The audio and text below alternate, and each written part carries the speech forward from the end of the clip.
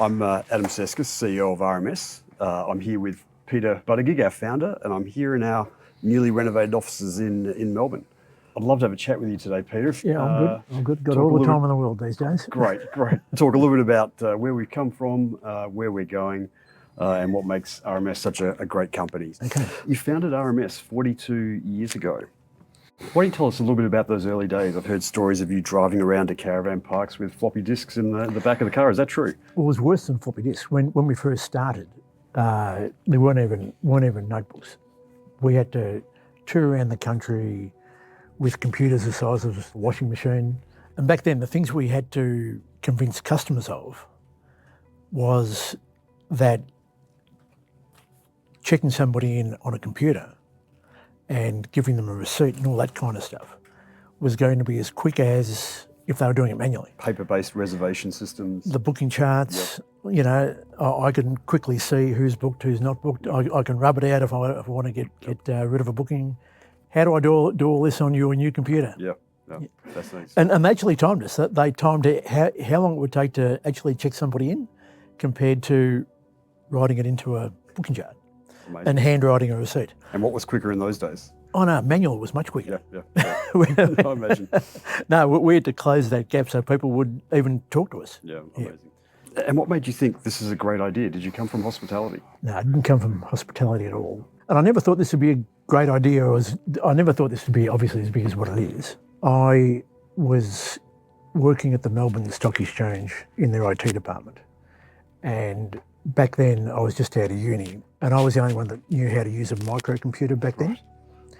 And one of my mates had a caravan park who had a microcomputer installed. So because I was the only one that knew anything about microcomputers back then, he asked me if I could get it going for them, which we did over a period of time. Right. I'd also had a insurance broking package business going on the side. Right. So I knew a bit about writing software for small businesses. So because the insurance broking vertical market was quite small compared to hospitality, I figured hospitality would be a good vertical to get into. And then really one thing led to another. Well, we're really happy that was the decision you made, not insurance. Yeah. Much more interesting. Yeah, so that's how it started. Yep. And you've been with us now for 6 months. Tell us a bit about why you joined the company and what you've found so far. Yeah, look, really the heritage and potential were the two things that attracted me the most. It is very rare that you find a company that's been around for 40 years, has such a loyal customer base, and the software is the critical backbone of the operation. So checked a lot of boxes for me from where the company's come from, and just the potential, the transformation that's going on in the hospitality technology space, I think is incredibly exciting. And with our opportunities in North America and with our pay, it just really seemed like, too good to be true. And it's been fantastic. And my first 6 months here is really kind of confirmed the opportunity in front of us. So back to you, what made you think this is a great idea? Well, there was never a great idea, bold moment. It was all one step at a time type stuff. From a PMS perspective, it was one of the first PMSs to move to the cloud. Why did you make that decision, and what was that like when you did that?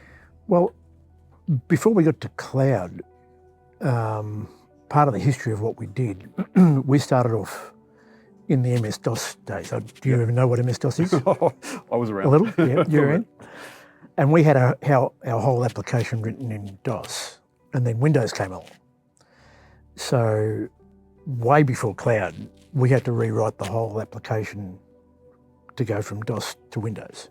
So because we were fully Windows-based, back then, the first step was to run a Windows application in a hosted environment remotely, which is what some of our competitors are still doing today. So they're way behind the 8 ball. And were there hosted providers available for you to? Not in Australia, no. Wow. But you could see that was very clunky. Yeah. And the future was to go fully cloud-based. You've attracted so much amazing talent in this organisation. We recently celebrated a senior product manager's 25 years at the company. We had a recent retirement, someone that was here for 39 years. What's been the secret sauce to attracting and retaining such great talent? It really is about the people, both from a customer point of view. A lot of friends I've built up over the years have been long-term customers. Right. Really, the whole journey has been as much about the people as the product. Yeah, that's so important. And yeah, it is very important. Yeah, and I think everybody's enjoyed most of the time coming to work. I think so. Most of the time. Safe to say. That's safe to say. RMS has changed a lot over the years. What's next, and what's your vision for the future? Getting back to what we were talking about before, where we've had the transitions, clearly AI is the next big game changer. And I don't think anybody really knows where it's going to end. Yeah. Transitioning from the traditional way of doing things, where you got to type everything out and do one thing at a time, having all these AI agents getting in there and doing all the hard work, and we orchestrate what's got to be done, where you just tell it what you want and it pops it out. That's the end goal. I like the sound of that. And I think it's a far more complex thing, but with applications like ours, those mundane things that people have to do repetitively, our AI process will streamline all that. Yeah. And you've got a SaaS background as well. I do, yeah. So I've spent 25 years in and around technology, albeit in slightly less interesting industries, in the kind of legal industry and governance, risk and compliance, but all really around business-to-business SaaS, solving critical customer issues and delivering technology that kind of solves problems and meets their needs. You've now had the time to travel around and visit all of our offices around the world? Yes. Globally? Yeah. And what's been your perspective so far? The energy across the globe is amazing. We've got people in our organisation that have come from the hospitality industry, are passionate about helping our customers grow their businesses. And the great news about that is when you've got consistency across your customers, it gives us a clear roadmap on where to go. So it kind of guides us on how we think about growing the business, which has been great. And you've seen some of the different kind of customers we've got, because we have got a very varied customer base. It's one of the unique opportunities that we have. It's definitely a challenge. Yeah, but big opportunities. Yeah, it is. We have everywhere from mum and pop caravan parks to global hotel chains, 5-star resorts, all very different needs. And what we're delivering is core capabilities with the platform, but also understanding the unique needs in a sector and delivering functionality around that core that meets their needs. And what we're finding is there are things that we're learning inside of a caravan park that might be applicable to a 5-star resort and vice versa. Yeah, all across pollination. If a caravan park can take advantage of these really rich features that are driven for global hotels, why not? Doesn't cost them anymore, and they're able to compete more effectively in their market. So I think it's a great opportunity for us. Yeah, and in the whole digital world now, leveraging from one vertical to another, that's going to be happening more and more. And that's something we can deliver. We don't need to go and build, really rich technology. We can leverage. We can leverage. And we talked early on about our whole platform idea. Yeah, what are your thoughts on that? We're a platform that is going to drive our customers' growth, and whether that's connecting, having more APIs so they can connect to more of the technology solutions they need for their segment in their geography.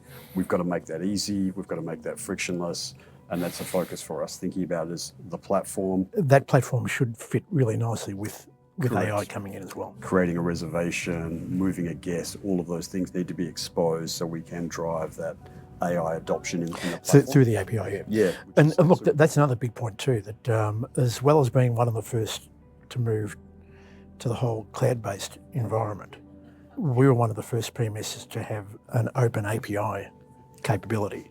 Yep. And we're definitely one of the best in that area as well. Yeah, and I think that's an opportunity we need to continue to leverage as well. And you see a lot of other more mature industries where the digital transformations happened many years ago with these creation of standard APIs across providers to make it easier to integrate. That is something that will come in hospitality. It's coming. Down the road. It is definitely coming. At RMS, we have an opportunity to help lead that as well, which obviously puts us as a thought leader in that space. So it's an area we'll be spending some time down the road as well. And with the rebranding now, tell us, because I've had very little to do with all this part, and it looks terrific. So tell us a bit about that. Yeah, look, I mean, I think, you come in, I've been here 6 months and we've got a new marketing team on and the instinct might be, well, let's change the name and, create a new brand and energy. But I think that would have been a mistake for us. We have over 40 years of history. We have incredible brand equity in the RMS brand. That said, we need to recognise that we're expanding and growing globally. We're moving from just a pure PMS to a platform, and we need to make sure that our branding, our look and feel, and particularly how we talk to the market reflects where we're going as an organisation. And it's a real chance for us to re-communicate that to the marketplace, that we're serious, we're here for the long haul, and we're committed to delivering a platform solution for our customers and launching here soon. And I think this is the first location where we actually have some of our new branding in place, and it looks pretty good. Looks very good. And now with you leading the direction of the company, yes. What are your thoughts now for the next 6-12 months? Yeah, look, it's there's a lot of opportunity in front of us, and the risk in any of these situations is you try and take too much on. So there's again a lot of opportunity, whether it's segments and geographies, but I try and break it down into really kind of 3 simple pillars. One is we've got to be product innovative. We've got to make sure that we're delivering against the promise of our platform, which is to help our customers drive revenue, improve the efficiency of the operation, and create those personalised guest experiences, which is absolutely critical. And if we're not doing one of those 3 things, we're doing something wrong. So it's getting our product roadmap oriented around that. And AI is playing a big part of that, and making sure that we have a good solution in that area that isn't just a chatbot, but it's actually solving real problems inside of our customers. So that's to streamline the efficiency of how people product. Absolutely critical. And the second thing is really around a customer focus, and that's building a moat around our customers, and that's moving from kind of a reactive to really proactive, being a business partner to our customers. And then thirdly, it's that global growth. Clearly, North America is a huge opportunity for us. We're doubling down in that market. We're adding sales, marketing, partnership resources there. So I'm excited. Yeah, and that really aligns with where we've come from too, being very 100%. Product-oriented, customer-oriented, all that. Yeah. So it's really continuing. Absolutely, and I think what the company's been about. It's one of those things. If you listen to your customers and not just what's the feature they need, but listen deeply around what are the problems they're trying to solve. Focused on our customers. Keep all do those two things right, yeah. and good things generally happen. So that's kind of the focus area for me.